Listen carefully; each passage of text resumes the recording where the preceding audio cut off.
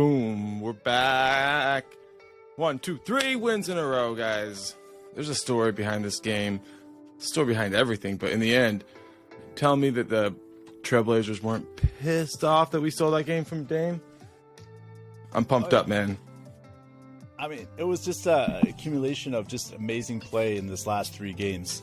We can chalk it up to anything you want, but I mean, if you look at the combination of the scoring here and how we've been able to pull off what we've been able to pull off is huge. And that's what I get excited about is exactly what this team is doing is, you know, we were seeing a lot of close games and we weren't getting the wins. But all of a sudden, out of the blue, it's win after win after win right now. And it's because it's the heart of these guys. You can't win like we're winning without having heart. Absolutely, man. And we're joined by our good friend, our number one fan, the number one fan, all of Spain for Oklahoma City Thunder. Chencho, we are pumped up to have you back. How you doing, man? What's going on? Hello, guys. It's a pleasure to be again with you, and I'm doing really good. I just finished the game like 45 minutes ago, and I'm still high from the win. Man, for sure.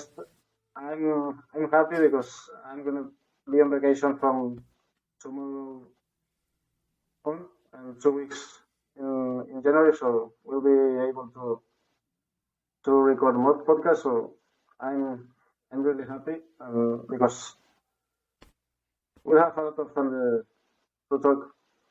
Absolutely, we are too, man. We're pumped up to have you on this vacation break, man. What do you guys? What's your big takeaways from this game? Like, I mean, Portland is definitely on paper the better team than us this year, and it just felt like we didn't give a fuck about any of that shit. It was just like we wanted the win, we wanted it at home, and we just willed our way to it.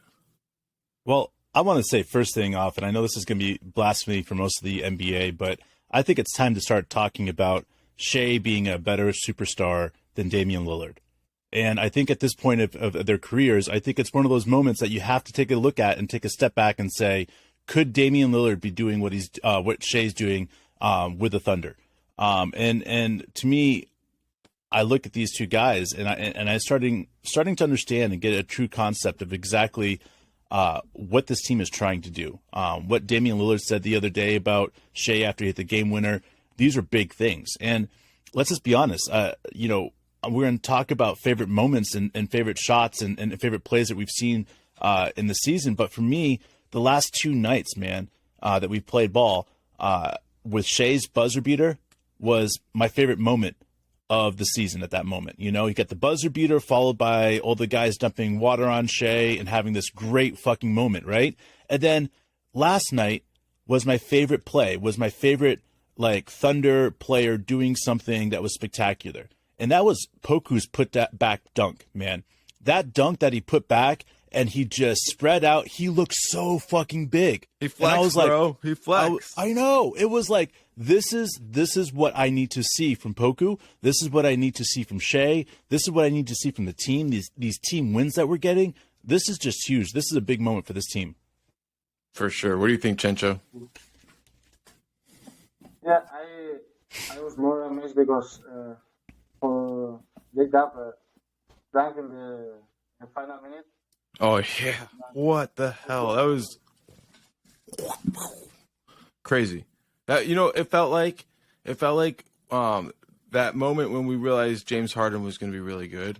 Like, we knew he was already like 6th man candidate, but like coming in and just like when Russ couldn't get anything going and KD couldn't get anything going, and then all of a sudden here comes James Harden and people are like, oh shit, we don't have 3 answers. And like, it was athleticism, but like he was just aggressive all game. So that was like an accumulation of just like pure staying after it in a way that I think for me, that was J-Dub's most like competitive game from start to finish. I know he's had other games where we asked him to do more, but you know, with Giddey and with Shea out there, he can tend to take a step back. And what do you think about how he kept that pedal to the metal all game? I think we should also recognize that maybe it's because it's only me, but I saw more of his defense be more decisive. Yeah. He did a lot of key plays on defense that was more consistent, which is a thing. It's not been really his forte this season, and it's normal because he's a rookie and he has still a lot of muscle to add. But yesterday, I was really impressed with his defense and with his consistency on offense. And still, he has to improve his shot because I think he could be above 40% in three-point shooter. So when I was watching, I thought like maybe he could be the missing forward we need. Absolutely. Especially he gets downhill, and like you're saying, his shot, it's coming along, and it doesn't feel like he's a rookie. Dave, what you got, bro? Yeah, you're right, man. The way that J-Dub's playing and putting himself in those positions to start in every single game, and that's what's happened is we like it when rookies come off the bench, but J-Dub's putting him in that position almost every game to start. And I want to talk about a little bit last night in that fourth quarter of really kind of what happened in that fourth quarter, because we saw a couple different things that was kind of strange for me.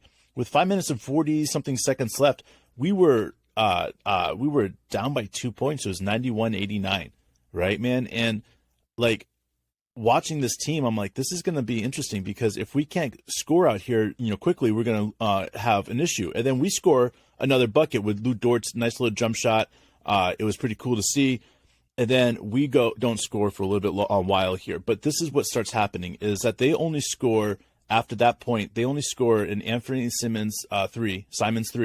And then they have Jeremy Grant scores, and that puts them up to 96 points with 3 minutes and 26 seconds left. That means they only score one bucket the last 3 minutes and 26 seconds of the game. And at that point with 3 minutes and 26 seconds to go, we're down by 5 points. We are down 5 points and we put the burners on. And this goes back to what we talked about in the last podcast is that you can have, 12 NBA players on a team. But the reality is that if you're not deep, if you don't have players that can, play out there in consistent basis, you have issues. And when you're looking at somebody like Kenny Hustle last night that was causing issues across the board for everybody, then you start recognizing how big of a mismatch Oklahoma City Thunder has for everybody else around. And why people are struggling trying to catch up to Oklahoma City because it's the depth. And it's why we've been saying since day one is that at the end of the season, the last 28, 29, 30 games of the season, this team is going to show their colors because guess what? Everybody else is going to be tired. And this team is going to be healthy, rested, and they're going to be going hard. And this is a glimpse of what happens when you play against a team that's deep and you get to that fourth quarter and you just can't put buckets up put buckets in, get buckets in. I mean, Damian Lillard only had 16 points in 36 minutes of play. I mean, our defense was stifling. It was crazy. Played a lot of zone. We saw a lot of younger players step up big. For me, Josh Giddey had one of his gutsier performances. I heard that he was sick, and coach didn't really think he would be able to play as many minutes as he did, but he played really good. He was locked in. He knows how to get his shot when he needs to, and it just like he plays at his own pace. And so when he's hitting that runner, when he's finishing around the rim, it looks really good. It's like his layups are spectacular. Yeah, kind of Shea-esque where he takes that extra step, that Euro step. So good to have Josh Giddey back. What do you think about his game, Chencho? He started very, very well, but I think between the second and third quarter, I miss him. He was with the same 8 points he scored in the first until the fourth, I think, until one of these floaters he likes to do. But besides the scoring, that is not the most consistent trait that he has. He did a very good job, and I think his defense was also very, very nice. It's not a Lou Dort's level, but he did a very good job on the two guard or small forwards. He was a match too, and I think that's it. He had a solid job, but in the that was what we needed from him yesterday. So I, uh, Yeah, exactly. I'm The number 3 biased, jersey. so I cannot be. Yeah. I'm a little bit biased, so, but I still think he did a consistent job, and I expect better from him because I know he can. I know he can be a 20-point per game scorer, but it's gonna take time. But the most important thing I think it's his defense and his rebounding that has to be Yeah. consistent for him to continue to be a starter and maybe be selected to an All-Star in 2 3 years. Yeah, absolutely. And his passing, obviously, that's something that kind of goes without saying when you talk about Josh. But really, like the whole team, it seemed like the second half kind of turned around for me when the team started driving and finding the cutters. In the first half, it was like we were driving and trying to finish over 3 people, and the cutters were coming at the right angles. And Josh is one of the best players at doing that, both cutting and finding the cutter. Kenny Hustle's one of the best at doing that. Lou Dort, when he's committed to being a playmaker in that role, and we're really seeing that become an evolution to his game. So, I mean, it like this. Then, like you were saying, Dave and Chencho, like flipping it to the defensive side, and you're like, wait a second. Like, people are playing positional defense. They're containing the spot that they need to. We're switching kind of seamlessly between zone and man and creating confusion. So we're seeing a lot of benefits, right? Yeah, and one of the things that we saw that we struggled all season when is our 3-point shot isn't falling, right? To in essence, like, abandon the 3-point shot. You know, like drive to the hole. And Portland, they have, you know, what I would consider a decent defender down there, a couple of decent defenders down the block. But the thing about it is that when you have a team like Portland and we're having success driving, you just keep on driving. And that's what happened. We shot only 24 threes last night, and that's the lowest amount of threes that I can think of in a very long time. And the fact is, I think that coach called it out saying, stop taking the threes, drive to the hole. And I think a lot of it was that Josh, you know, in that second half started cutting and having success, you know, getting to the hole and finding the people that were cutting as well. So I think it really was one of those positions where, you know, you see Coach D really earn his bucks last night, you know, and recognizing where we're going to get our offense from and making sure we hit that up. To me, the biggest theme of the game versus a lot of these games, these close games that we lost, was when we got down, and we got down by double digits, I think twice, once in the first half, once in the second.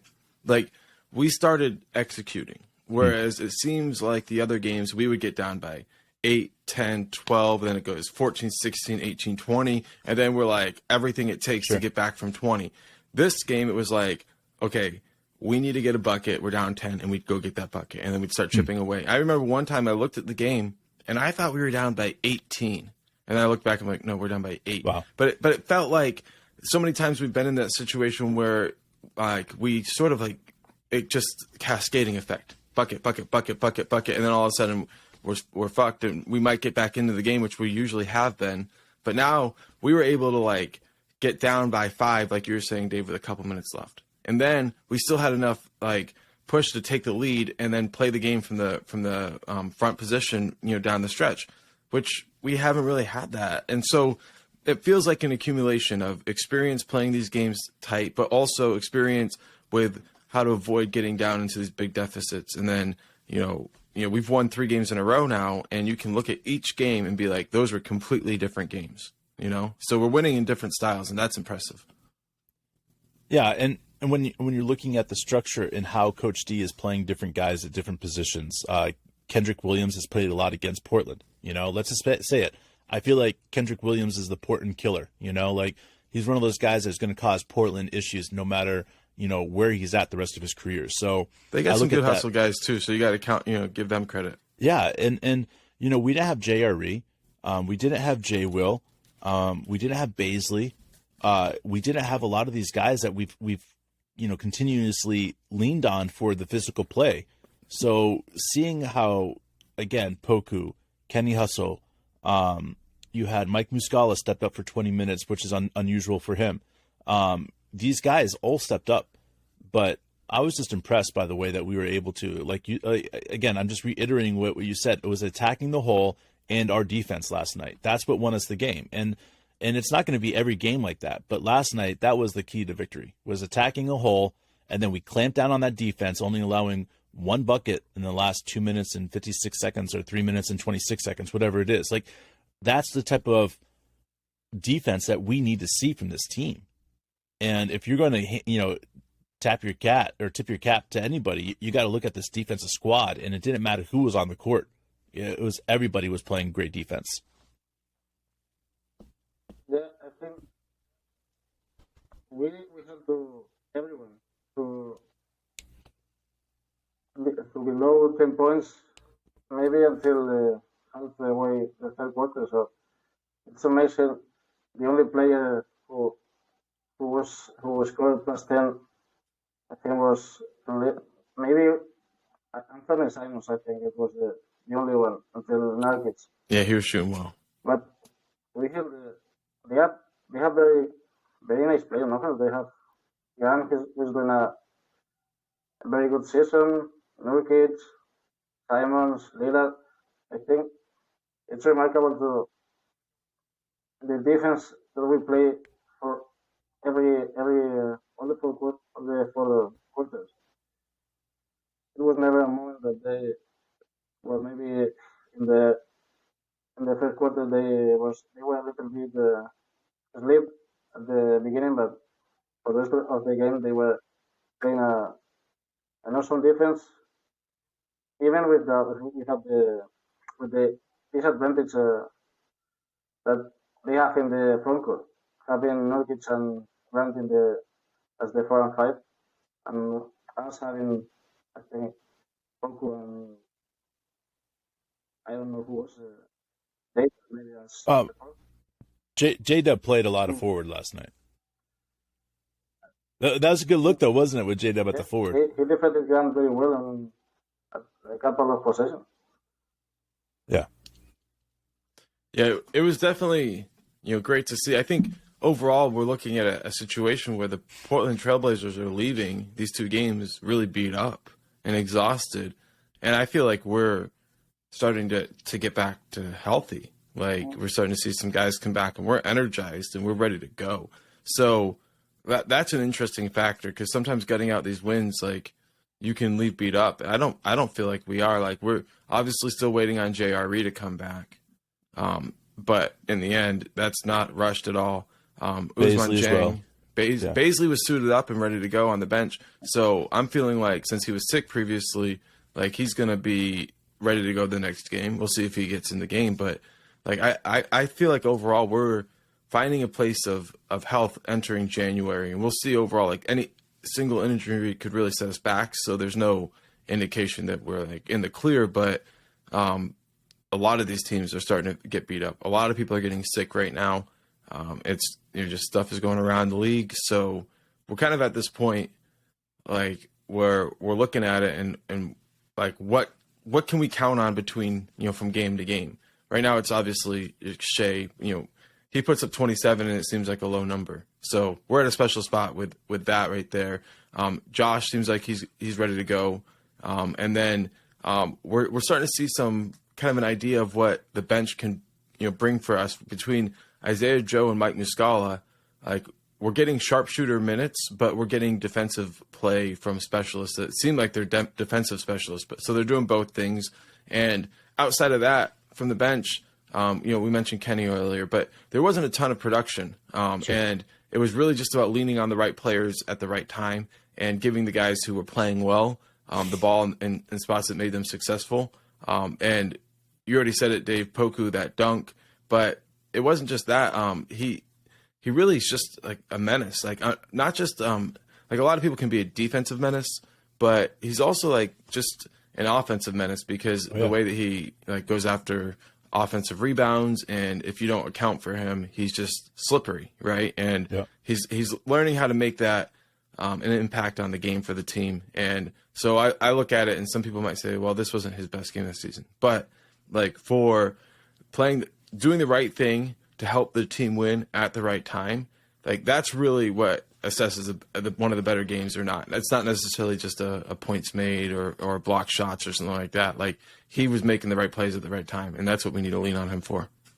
Yeah, and anybody that is going to sit there and say things like that player doesn't pass the eye test or whatever, their knowledge of the game is lacking. And the reason is because if you're going to watch somebody like Poku in this game and look at, quote unquote, the eye test, you're going to be like, oh, well, the stats don't match up. This doesn't match up. And that's the thing, is that, like, what we've learned with this Oklahoma City Thunder team and Coach D is it's not all about the offense. It's not all about the stats. It's about the other things that these guys do. And if you stare at the other things that they do on the court, it's much more impactful. Like Poku's put back a dunk. I mean, we needed a bucket really bad, and Poku did it. Like Poku got 2 steals. Poku got, like that offensive rebound I just talked about. He was all over the place. And you're looking at it and you're saying, oh, well, Poku doesn't pass the eye test or Baisley doesn't pass the eye test. It's because of what your idea of what the players should look like in the NBA and not the reality of what the players are.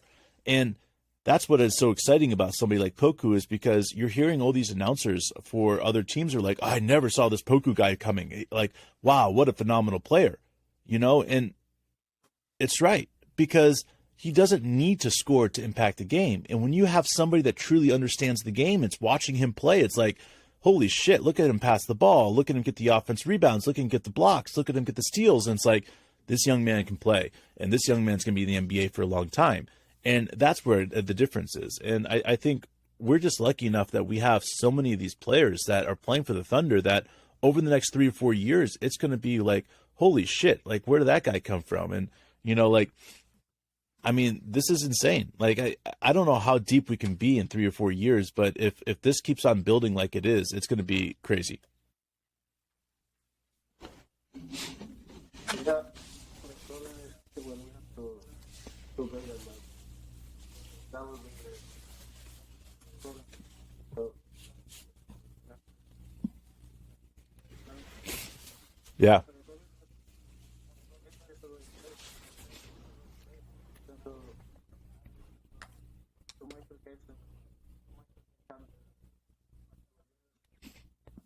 Yep. the problem this was like was the at the playing at the event is already playing. His job is not the maybe the point combo second team but play man and so starting. Yeah. I think he could be started, but now he was settling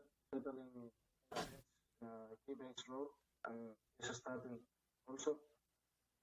But we have guys that are taking the opportunity, and Buscala that is a guy that you can trust anytime.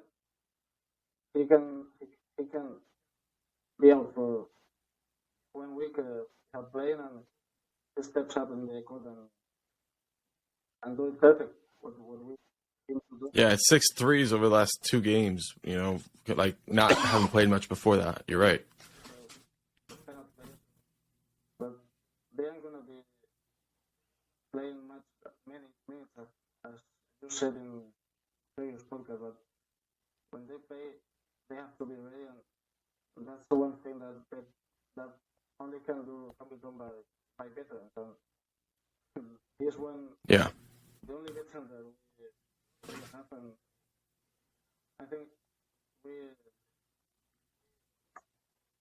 have the perfect veteran for this moment that we are going through. And Joe is, I think it's amazing. I say Joe is, I think he had also 10 threes in the last 2 games, and it's shooting like 45% from three. Yeah, which I think they said was top 5 or 6 in the NBA for percentage, which, I mean, okay. Like, if you've been a Thunder fan for long enough, that's not something we see very often here. So.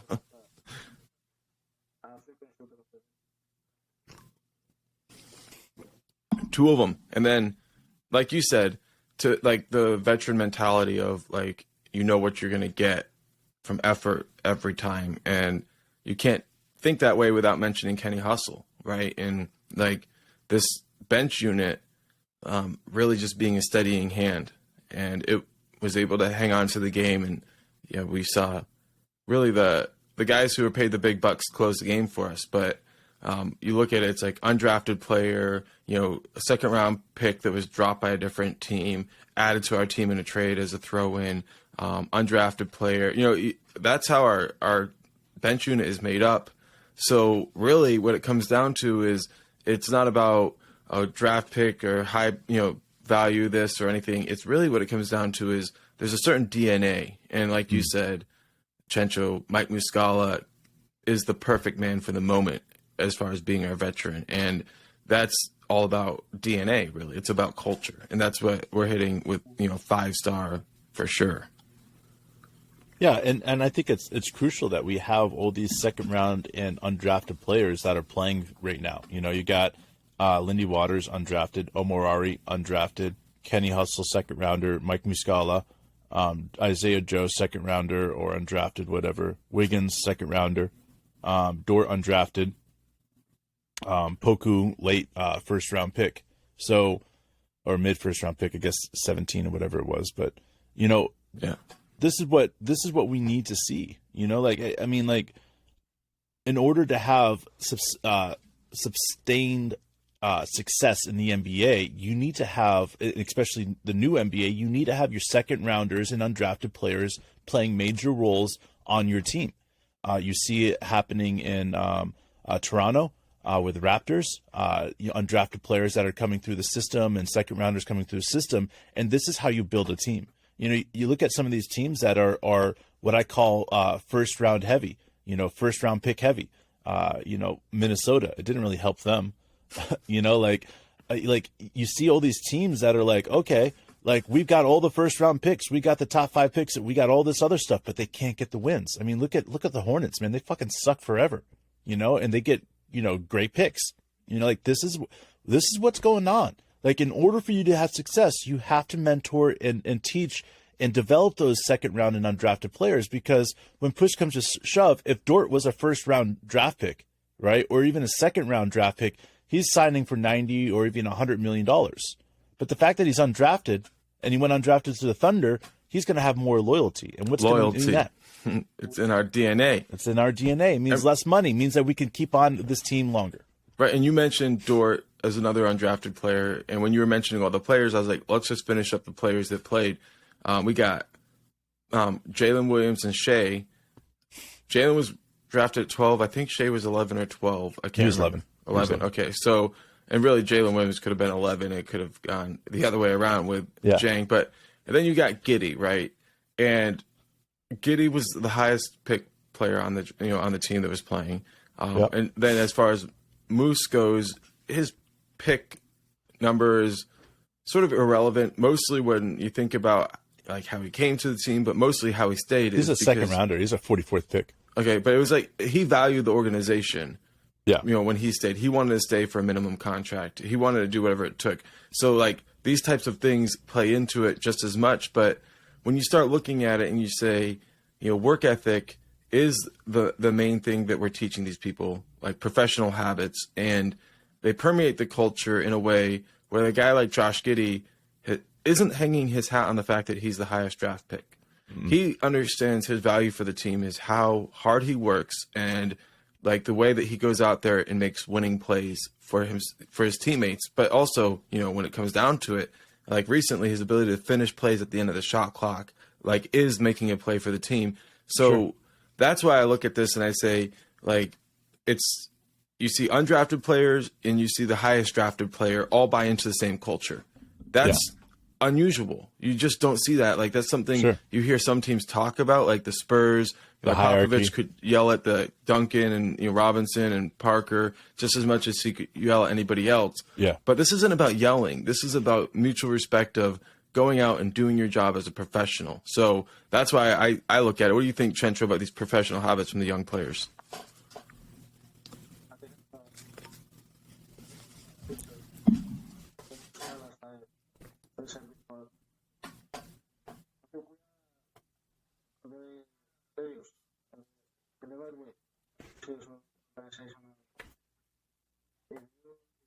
mentioned, we never end up being like not bad people maybe, but they are in trouble more than not. Like, they are playing, and after that, I think first we have said before, and you have to repeat it. We the people, and maybe even if they are not as they have not as much quality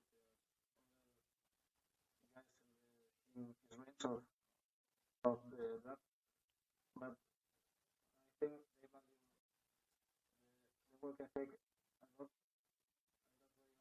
People like Bird, like Wiggins, Freeman, I think it's hard work, and Jay, I think the leader is the first in the building.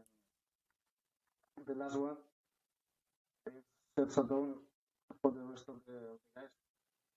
He's one of the most hardworking players I've ever seen in my short life, and I think the guys have a nice mirror to view themselves. He's the perfect example for younger players. He's still very young, but he's the perfect leader for our team, and I think the guys are learning very much from him. Yeah, man. And, you know, I think it's important when you have other NBA players from other teams talk about your team, you know, giving your guys a shout out. The other day, and I'm going to throw this to Mark real quickly here, but Damian Lillard gave advice for Shea. He said, the grass isn't always greener on the other side. Is this advice like preemptive advice, or is this advice something because he heard a rumor, or is this advice something that he's trying to tell him that he's unhappy in his life? Like, what do you think, Mark? Do you think this is just a, hey, you're my buddy, or do you think there's more to be, you know, you can read into this more? I don't know, man. I think when you spend your career in a place that, like, still remembers you after you're gone, and they give you a standing ovation when you go back to that place, there's something special about that. And I think a lot of people give that away because either they're chasing championships or money.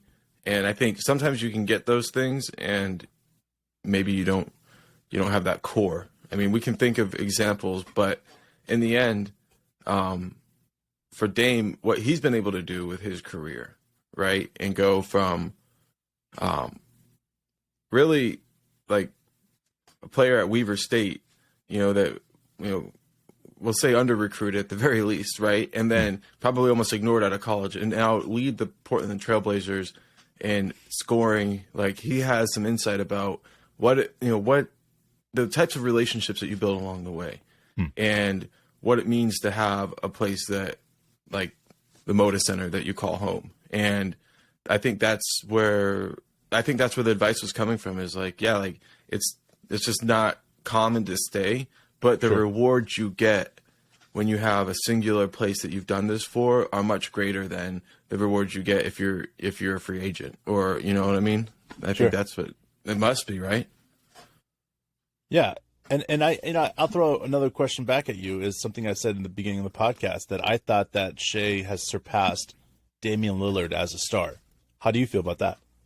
I mean, I think it's irrelevant, because, like, I think their trajectory is in a different direction. I think Dame is, just because of injuries and stuff, he's kind of at the tail end of his career. I think Shea's star could go higher, because in the end, there's space for that to happen. But if he, if you look at it on another hand, it's going to take, a decade plus of being at the peak of your game to, go on. Well, I'm not comparing careers. I'm just comparing at this point.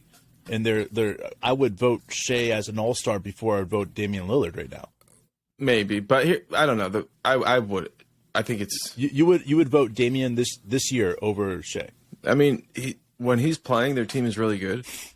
and when he's not playing, like they're not. So they're a better team than us. So I would have trouble saying that he's definitively more deserving All-Star. But I would say this: you get 2 picks for All-Star point guards. All right, man, don't do this to me right now. I'm just saying, for me, like I'm looking at it, it's Shea every time because Shea's proven that he deserves it, and then after that. I mean, like, I don't know if I'm going to give it to Damian or if I'm going to give it to somebody else because I feel like there's Luka's out there and there's some other guys that, in my opinion, that are more deserving this year. And we can flip this any way you want, but, like, I've watched what Shea's done this year in flipping that switch, and it's something that we've watched Damian Lillard do in the past. And it's not something that is easy to do. But what he has done is truly spectacular. I mean, he hit the free throws at the end of the game to ice it. With under, a second to go or whatever it was. So we're watching at a whole new level. And I don't know, man. Like, I mean, here's the thing. When Lillard was healthy in the early part of the season, they had a very good record. And then he went down. Now they're 17-15, and we're 14-18. So, like, in the end, I don't know, man. I can't really... I would say Shea's more deserving because he takes a bigger load because they have Nurkic and Jeremy Grant. But... at the same time, it's like you don't want to discount somebody who has a better record just because another guy has a heavier load. So we're going to let Chencho decide which one do you think?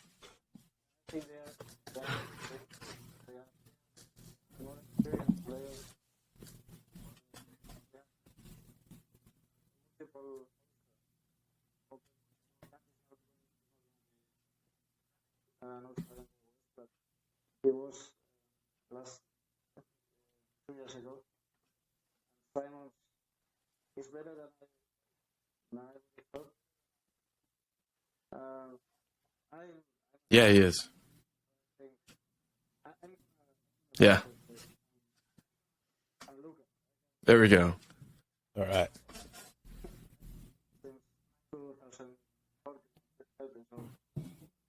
My picks are answered.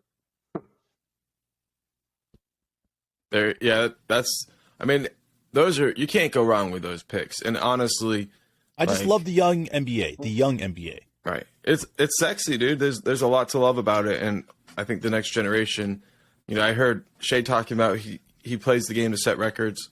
He plays the game to be one of the best to ever play, and that was in direct response to a question about how special it is what Damian Lillard was able to do, and whether or not that means anything to him. So.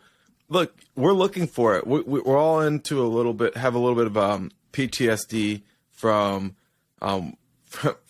everything that's happened in the past that's done their fans. So we're always looking for those little signs of like, hey, did he mean it? Is he really meaning he wants to be here for the rest of his life? It's kind of like when you've gone through a couple breakups and you're like, everybody's broken up with me before, and I know this is going to end up in a breakup. And she's like, no, I really love you. I love you. I want to be with you forever. That. Right. And so you're like, do you mean it or not? And it's like, in the end, it's our fault. It's our fault because we're too clingy and nobody likes that. So we just got to act like we don't care. I don't know. We don't care, Chase. I'm just kidding. I love bad breakup stories, man. I love bad breakup stories. But when it comes to an NBA breakup story, it always is like, it's always dirty and always bad. I mean, it's almost more messy than a relationship breakup. And, thinking of relationship breakups, I don't know what's the worst way you've broken up with a girl before, but I've got a pretty epic story. So anybody that lives in Oklahoma, I was dating this girl in high school. No names. Went to this Bishop McGinnis High School, right? Oh, you're getting too close, dude. And so I was dating this girl, and my parents, they were very strict, Christians. And, dating a Catholic girl was just not okay. And anyways, my parents get wind of it, and they find out I'm dating her. So they tell me I have to break up with her. And I choked, man. I just fucking choked. I went to go tell her we're breaking up, and, like, the words didn't come out right, And the words came out like, I have cancer. We got to break up. Bro, it was the worst breakup ever, man. And I still, to this day, like, I don't know why those words came out of my mouth, but it's the worst, bro. Like, how do you break up with a girl like that, man? Like, I can't even, why was I such an idiot? Like, well, first of all. Here's the funny thing. I was there with mom and dad whenever they found out that you were dating this girl, because our other brother had torn his ACL. So he's in the hospital and they're about to have surgery. And the nurse comes in and it happens to be this girl that you're dating, her mom. So she's like, "Oh, I know Flats. Do you guys know Dave Flat?" Like, yeah. Busted Like, by the "Oh, he's nurse. dating my daughter." And it was like, "Really?" And then, yeah. So it all kind of like came crumbling down. And then you managed to give a story that, I don't know, she ended up marrying one of our friends. So it's like that story hasn't gone away. That's the best part, dude. I just can't. Like, I can't with that one. That one's, I feel like it still makes me like, why the fuck was I so stupid? But, you know, when you're 18 years old and you don't understand shit, like, you just grasp for things sometimes. So, you know. What about you, Chencho? You got any, like, shitty things you broke up with girls for? No, like, man. Okay. I broke up with this one girl one time because she picked her nose too many times in front of me. It was weird. So, but now I pick my nose, so it's all good. All right, so we got more stories from that one, but we'll save them for another podcast because, you know, we can't go too far down that trail. But, well, we're really close to Christmas. We promised ourselves we would get to about this time period before we would really start looking into what we thought would happen this season. Now, we're on a 3-game win streak, so this is probably not the best time to take a big picture look. But we're 14-18. I mean, 32 games in the season. Right. I'm feeling fine, right? Yeah. I feel like there's a pretty good chance we're going to end up, you know, about where we are now. Yeah. I think we could get on a run and win some games, but we've shown that consistency is the biggest challenge. So we'll win 3, we'll lose 4, we'll win 3. So, I mean, unless something really changes, which I don't anticipate, we're probably going to be drafting in the late lottery kind of vibes, maybe mid to late lottery. Sure. So, you know, you add whoever that player would be, and you throw in Chet to the team next year. And are we ready to say at that point that the rebuild is over? Well, the rebuild's over now. Okay. Like, because we traded our picks for next year minus what our team has. Like for us right now is like, even if we get a player, the chances that this player plays many minutes next year is slim. I mean, think about it. It's the way that we're designing this entire organization, the entire system. It's about you earn your playing time. Ousmane Dieng, Jay Will, you know, once in a while you get players like Giddey, you know, that's pop through. But the rest of them, I mean, we could talk about Poku. We talk about last year, JRE went to the G League. I mean, all these guys are going through the G League. It's the process to get to it. Like, yes, once in a while you'll see Giddey, you'll see J-Dub. They don't go to the G League because their game's already to the next level. But to get to that level is pretty difficult. You know what I'm saying? Like, it's not an automatic level that these guys understand. So the chances are that we get a player that's in that, let's just say 10 to 14 range, you know, that player is going to come in and most likely earn his place through the G League. Now, he could totally blow us away like J-Dub has or Giddey has and automatically get that position. But like I said, the chances are slim. What do you think, Chencho?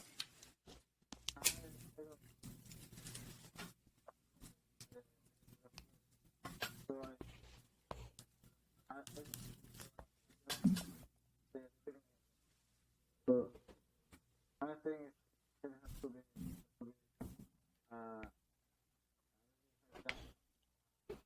in space like this. It's gonna take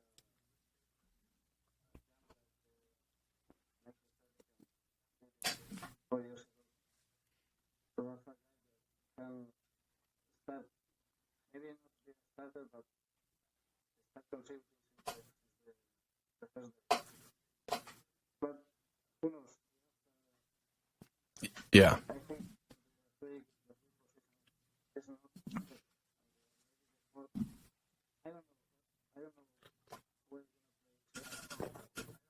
We start at 4, but I think maybe two positions that are still available. So I think if we Nice. like a top 5 pick and we can draft one of the forward. bit more. What do you think? I think it's He's like a small forward with Yeah. athletic build of could be a power forward in the league, but can really shoot the ball on the perimeter. So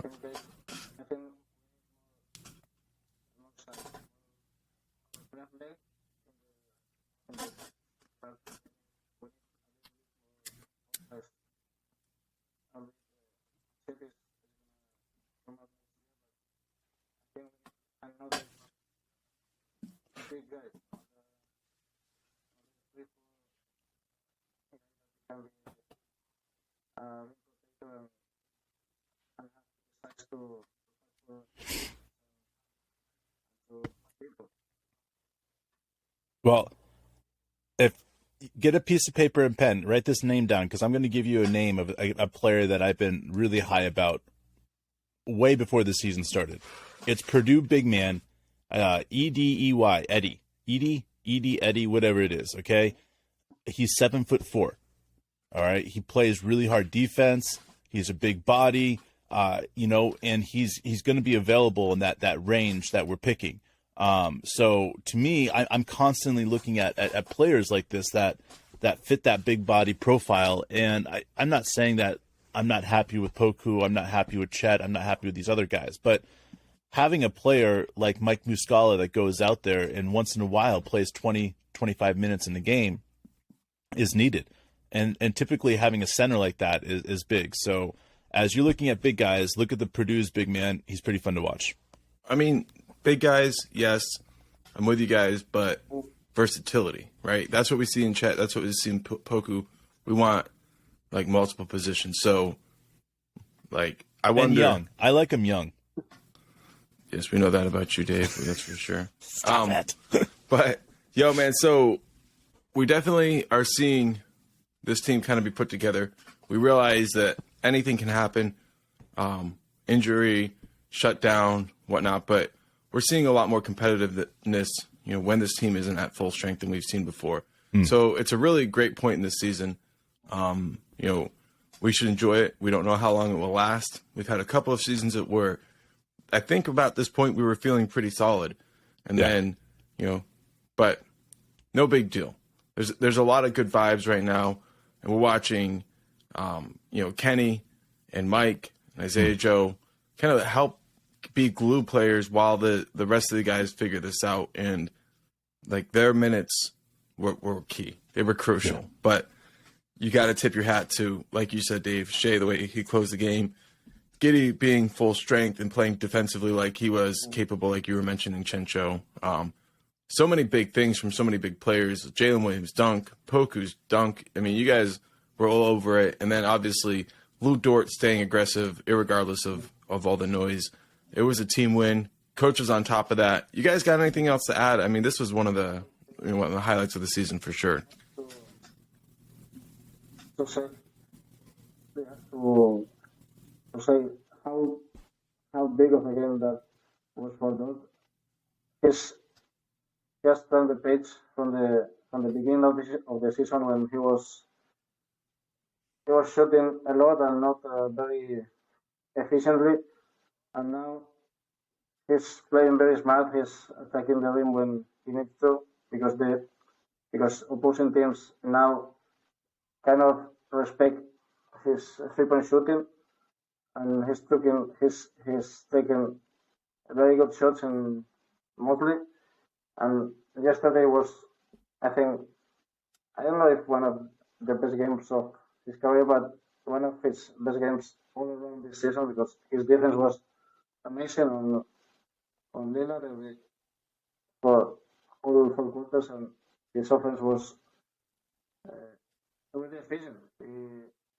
I think he was like 50% from 3, and so he didn't score at all, but his scoring was very efficiently, and his rebound, his fight, his playmaking was really good for what he is and the time he plays with the ball. But I have to give the praise to Dor because I was very, very much impressed with his performance yesterday.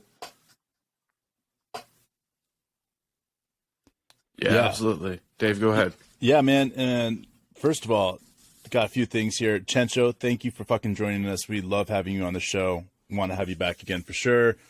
Guys all around the United States, it's getting cold out there, so keep your nipples warm. Don't want to be nipping this weekend. And then last thing, guys, a little homework. I have a brand new TV show I got into. It's called Super Bro. It's an Australian comedy.